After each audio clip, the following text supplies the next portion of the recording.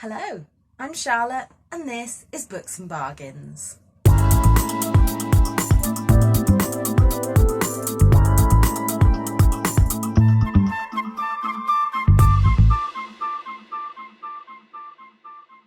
Today I'm coming to you with my May wrap up. I've just hurt my back holding up all the books for the thumbnail, so I'm not going to do that again.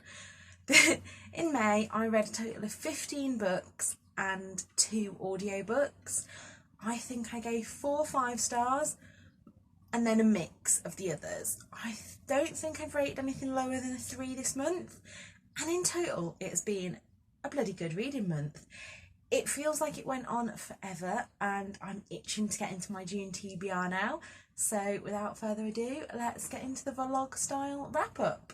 This feels really weird because I can't remember the last time I actually sat and filmed anything. My fringe is doing its own thing. But anyway, it's the 1st of May and I've just finished reading Hello Now.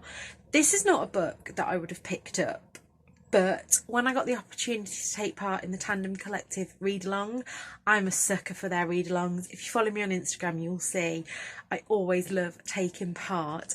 And so yeah, this is Hello Now by Jenny Valentine. And on the back it says, like nothing you've read before. And I think that is the perfect way to describe this. This book is magical and mystical and it gave me all the feels. I had a good cry, but it finishes on a message of hope. And so I gave that 5 stars and I would recommend you picking that one up. So it's much later now, but it's still the 1st of March. And I've just finished reading The Bystander Effect. This was again sent to me as part of a read-along from Tandem Collective rather. I enjoyed the content of this book. I'm not sure on the way it was written. It was quite clunky, I want to say. And the part 3 about becoming a moral rebel, I'm not sure. I'm not sure that... I don't know how to put it. I really hate talking bad about non-fiction books, but I don't think a lot of the suggestions were realistic, so I don't know. I'm going to hang on to that and I may reread it again in the future and see if I feel any different. But yeah, I'm not sure on that one. So it's the 3rd of May and I've just finished reading Where the Crawdads Sing. This is one of the most hyped books ever and I don't think it lived up to the hype. I think the middle of this book is super strong. It gives me kind of To Kill a Mockingbird vibes and I really loved it. But the first part, which I think is like the first 100 pages, was so slow I almost DNF'd this book. I found the main character, Kaya, is really well written, but a lot of the kind of secondary characters, I think I described Tate as a wet lettuce. And the ending, apart from the very last page, which was good, but I'd guess that was going to happen from really early on. Yeah, I'm going to give this a 3-star. It is really bang average for me. And while it's beautifully written in the middle, I can't ignore all the problems that I had with it. So that is a 3-star. So it's the 4th of May. Looking at this video, it probably looks like I never leave this chair. And at the moment, with lockdown, if I'm not at work, I pretty much am in this chair. And I've just finished reading Lisa Williamson's First Day of My Life. This was very kindly sent to me by EDPR. I really enjoyed this book. I always don't really want to tell you too much about it, but it's a YA contemporary. 3 friends, a stolen baby, and a tangled web of lies. Everything is about to change. I really love this. It follows the story of 3 friends, Ram, Frankie, and Jojo, who... I love their names, by the way, especially Jojo. It makes me think of Super Nanny, but I'm going off the plot here. It's GCSE results day and Jojo, who is the quiet, sensible one, doesn't appear. And then there's reports of a missing baby. And we go from there. And this is a really great YA novel about the complexities of teenage friendships. I could see myself in both of the characters at points. And there's this really great scene in there. It's not a spoiler if I tell you this, but it reminds me of me and my husband. So they're listening to some old records, and one of the characters puts on Superman by Black Lace and starts doing the actions, and the other character just looks at them completely gone out, and he says, "Oh, I bet you don't know what Agadoo is." And again, he looks at her gone out. And me and my husband had this exact same scenario a few months ago, and I think it's that when I was growing up, we went to the really cheesy holiday park, so you got to know that.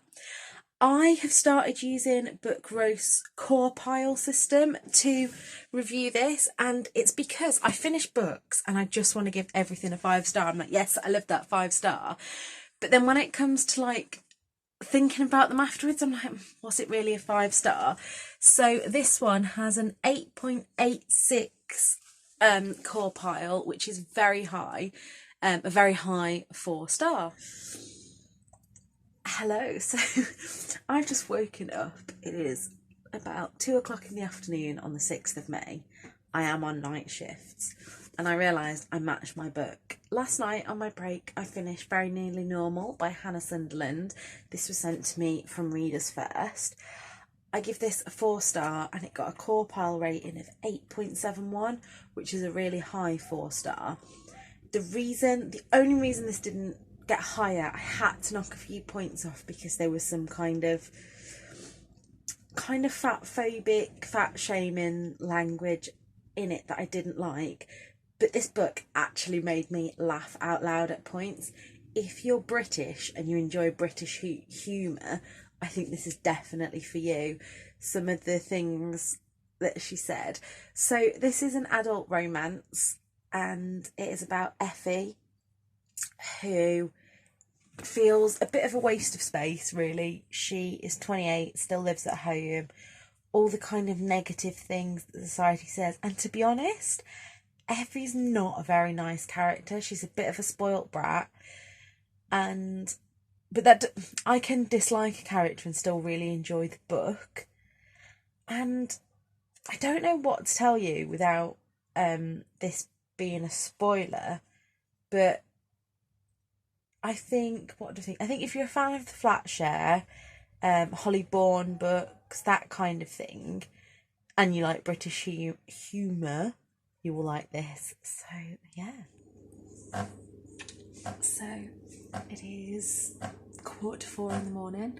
I am just on my break, and I have just finished reading The Switch. This book is my first 5-star using the core pile system. I think I gave it something like 9.45, which makes it a 5-star. It was wholesome. It was beautiful. There's no surprises in the ending, but that doesn't matter. I just love Beth O'Leary's books, and I think she's going to be a complete insta-buy author for me from now on. So I have just finished reading A Curse So Dark and Lonely, and I don't know why I didn't read this sooner. This was exactly what I needed. This is my kind of fantasy where it's, I don't know the words I'm looking for. It is kind of dispersed with real life. I have rated this 5 stars. I would love to go straight onto A Heart So Fierce and Broken, but I don't own it, and I've put myself on a book ban. So as soon as I get that, I will be diving into it. So I have just finished reading You Are Not Alone by Greer Hendricks and Sarah Pekkanen. I'm not sure how I say that. This book was brilliant. I'm giving it a 4-star. The only reason it lost points is because I felt the characters were a bit meh, but everything else, the intrigue, the plot, I was hooked, and everything I thought I'd worked out, I hadn't. And all the way through I kept thinking, what's her relation to this? What's this? What's that? How's this going to end? And yeah, I give that 4 stars, and I'm looking forward to reading the other books from them. I know my friend Victoria, from what Victoria read, raved about The Wife Between Us, so I'm going to add those to my wish list. So I've just read Toto, The Ninja Cat and the Incredible Cheese Heist. I got this in my April Feline and Fiction books, and I just got my email today to say that the May one is on its way. I really enjoyed this book. I just needed something light to read because I was having a bad anxiety day, and this totally hit the mark, and I give that 4 stars. So I have just finished Salt Slow, and I'm going to give this book a 4 star. This book is one of those I don't think I'd have picked up, but when Book Break sent me the email and it was on there, I was intrigued, and I've got to say, it's the 2 things that I have historically not got on with in books. It is a short story collection and it's literary fiction, but I really love this, and most of the stories, I think the last one was my least favourite, which is why I think it's a 4 star, because I wanted it to finish on a high and I just didn't get the story, but it's one that I think I'll reread. I've read this really slowly and I think that's helped. I think if I'd have tried to read it all in one go, it would have screwed my mind, but I really loved the last but one story in this. So yeah, like I say, I'm giving that a 4 star. So it's the 23rd of May and I've just got out the bath and I've just finished reading The Curvy Girls Club by Michelle Gorman. I went into this expecting it to be a really fluffy chick lit, and it had me laughing out loud for the first few pages, but actually it became so much more. This was written in 2015, and that was before I was really aware that body positivity was a big thing, so I was willing to let it off if it wasn't amazing, but it really was. It took a deep dive into kind of fat phobia and things, and I really enjoyed this. There are a few little niggly things that I didn't like about it, which is why it's getting a 4 star. And I really don't like this cover, because I think if you look at they're all quite thin, and in this one of them's meant to be a size 20 and things, but there is a new cover that I've seen that I like so much more, so I hopefully will pick that up if I see that around. But yeah, really enjoyed that. So it's the 26th of May and I've just finished Bryony Gordon's You Got This. This was a bit meh. It's a bit middle of the road, and I know that I'm not the target audience for this book, but actually, as a 29-year-old, there are quite a few things that she said that made me laugh with a kind of nostalgia from when I was a teenager. But actually, as a guide for teenage girls, I think if I'd have bought this as a teenager, I would have just gone, yeah, whatever, and not read it. So very middle of the road for me. So it's the 29th of May and I've just finished reading The Bookish Life of Nina Hill. I have pretty much just read and slept today because I was having a bit of a crappy mental health day, and I give this book 4 stars. There are a lot of geeky references in here, so for anybody bookish, this is a great book to read. I would have given it a 5 star, but I found some of the relationships a bit too perfect maybe, and a bit unbelievable, and also there were a few diet culture references that I think the book could have done without. So yeah, that got a 4 star. So it's technically June now, but I'm on my break at 4 AM and I've just finished reading Past Mortems by Carla Valentine. This book, I need to give it serious trigger warnings if you don't like medical procedures, trigger warnings for talking about miscarriage and obviously death a lot. But this book was brilliant. It not only talked about Carla's career, it also talked about the struggles that she had with her own mental health during that. And yeah, I'll try and give you more coherent thoughts on this at another time. But yeah, a 5 stars I'm giving that one.